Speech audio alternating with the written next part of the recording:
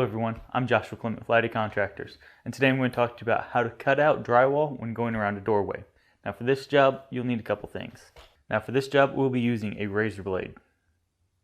Now what we want to do is go to the back side of our drywall and score it right along the stud where our door is going to sit.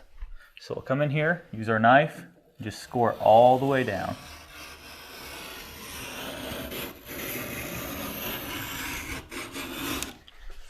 The next step is to go ahead and just start pushing on the piece you want to take out, and it should fold right in half.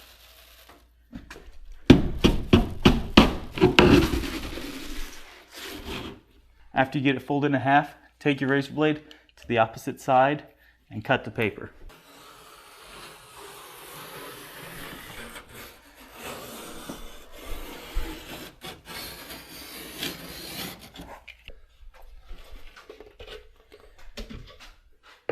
Out pops your piece. You have a nice smooth edge to go ahead and set your door in there and then put your trim over the top. I'm Joshua Clement with Lighty Contractors, and we just talked about how to cut out drywall for a doorway. Thank you so much for watching, and good luck with this project.